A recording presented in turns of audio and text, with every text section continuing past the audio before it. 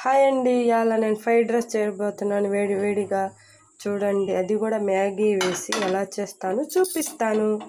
చూడండి. ఇప్పుడైతే తగినంత నూనె పోసాను.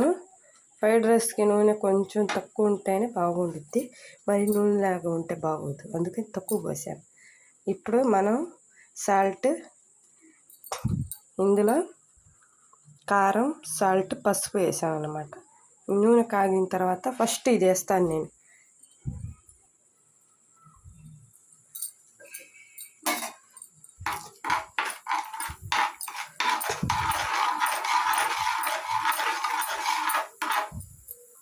ఇప్పుడు కారం నల్లగా మారకముందే గుడ్డు వేయాలి. ఇప్పుడైతే 2 గుడ్లు చక్కగా పగలగొట్టి వేసాను. ఇది చక్కగా ఇలా ఫ్రై చేసుకోవాలి, తిప్పుకుంటా ఇలా ఫ్రై చేస్తేనే చాలా టేస్టీగా ఉంటుంది.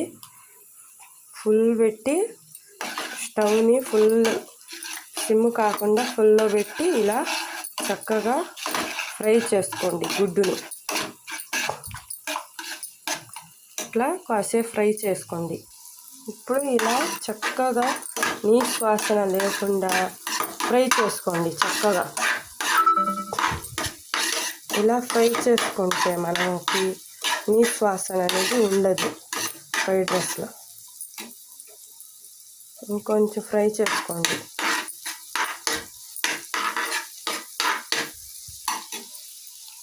ఇప్పుడైతే చక్కగా గుడ్డు బాగా ఫ్రై అయిపోయింది. ఇప్పుడు మనం ఉడకబెట్టుకున్న చక్కగా మ్యాగీని తెచ్చి దీంట్లో వేద్దాం.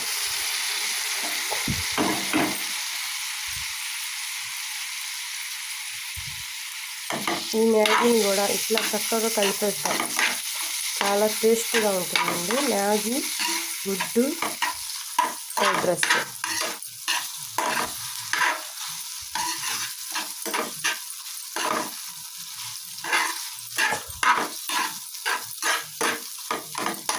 ఇప్పుడైతే మ్యాగీ మసాలా వేసుకుందాం.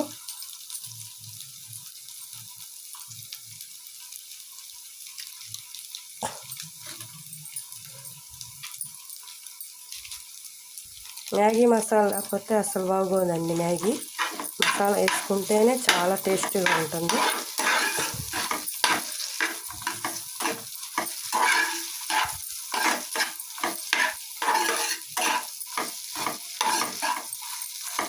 కాసేపు 1 నిమిషం పాటు మగ్గనిద్దాం.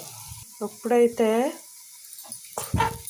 మనకి చక్కగా ఫ్రై అయిపోయింది కదా, మ్యాగీ గుడ్డు మొత్తం మసాలా మొత్తం ఫ్రై అయిపోయింది.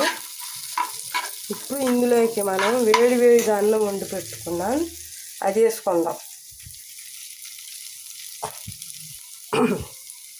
ఇప్పుడు మనం ఈ వేడి అన్నాన్ని చెంచాతో తీసి చక్కగా, చూసారా పొగలు వస్తున్నాయి, అట్లా తీసి ఇందులో వేయాల. మొత్తం అన్నం వేసిన తర్వాత చూపిస్తాను. ఇప్పుడు అన్నం సరిపడంత వేసానండి. ఇప్పుడు చక్కగా చెంచాతో మనం కలుపుకుందాం. మ్యాగీని, గుడ్డుని, కారాన్ని, మసాలాని చక్కగా ఇలా కలుపుకుందాం. ఇట్లా మేము రోజు చేసుకుంటాం, 2 రోజులకు ఒకసారి. అయితే వీడియో చేద్దామని చేస్తున్నాను, ఒకసారి ఇలా కూడా పెడదాం అని. చాలా టేస్టీగా ఉంటుందండి. పైన కొత్తిమీర అయితే మా ఇంట్లో లేదు, అయిపోయింది. లేకపోతే చక్కగా కొత్తిమీర ఆకులు కూడా చల్లుకుంటే కరివేపాకు సూపర్ ఉండిద్ది. మీరు ఒకసారి ట్రై చేయండి. నచ్చితే మా ఛానల్ సబ్స్క్రైబ్ చేసుకోండి.